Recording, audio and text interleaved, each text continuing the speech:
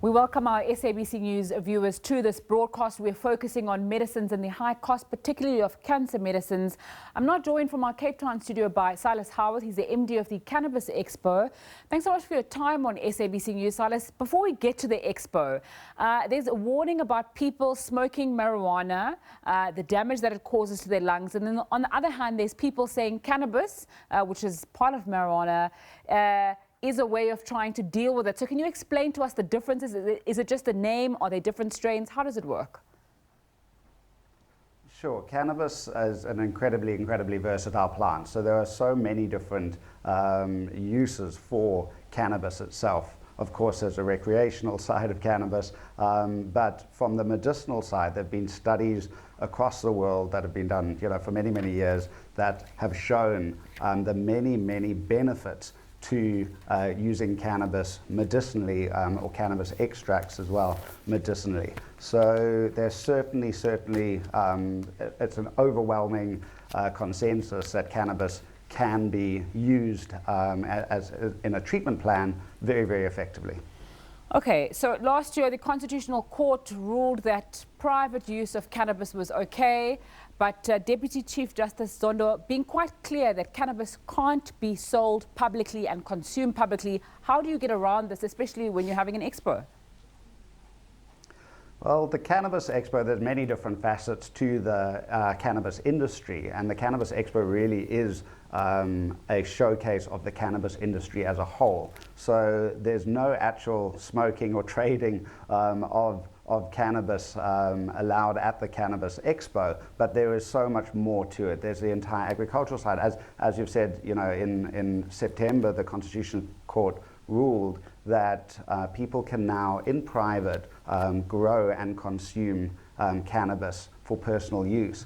Adults, of course. And this means, there are so many people out there who now are able to grow cannabis at home, but how do you grow your cannabis? How do you best grow cannabis? So the Cannabis Expo is right from the agricultural side. We've got companies that specialize in fertilizers and soils for growing your cannabis, right through to the medicinal side of cannabis, with many different companies, healthcare companies there, and with brands that are there to help, to help you. So it's quite incredible. And then of course there's a recreational side of cannabis as well. So the Cannabis Expo itself is really just a melting pot of the industry as a whole. So we've been speaking about the high prices of medicines that are used to treat cancer. We know that cannabis oil is often used in the management of pain, and that's been a suggestion that people can use for cancer treatments. But again, when it comes to that, if you look at the price of cannabis oil, perhaps, versus, I don't know, a bankie of cannabis, there's quite a wide discrepancy. So how do you deal with that, or is that just something that we have to deal with? Certainly costs are quite high, but they also vary depending on the product.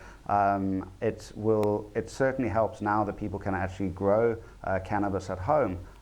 You are able to actually produce cannabis for yourself relatively cheaply, but also there's extraction techniques. And at the Cannabis Expo, there are many different products being sold that will allow you to extract oils from cannabis that you grow yourself at home. So that could be incredibly beneficial to people who can't necessarily afford more expensive oils or other treatments. You've spoken about the many stakeholders who are going to be involved in this expo. How much do you speak to government in terms of what you're doing, as well as international players who are going to be there at that expo? We've had such an incredible response from the international community, especially, and our local businesses and people within the cannabis healthcare space. When we launched the Cannabis Expo in Menlyn in December last year, through to the expo we had in Cape Town just 2 weeks ago, we doubled in size, and a good majority of those exhibitors and companies coming on board are cannabis healthcare type providers. So it's been really positive, especially from the international side as well.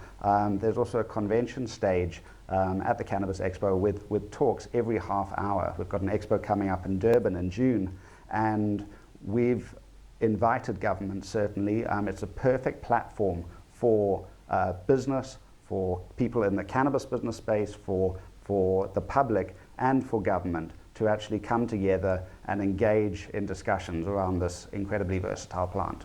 How much of a responsibility, if we're talking about an industry that you believe is going to grow widely, obviously as our legislation changes and we've got more clarity in terms of cannabis and its use and sale, how much of a responsibility does an industry like this have to try and ensure that it plays its part in either growing South African economy or making sure that there's enough jobs, even at the Expo and going forward?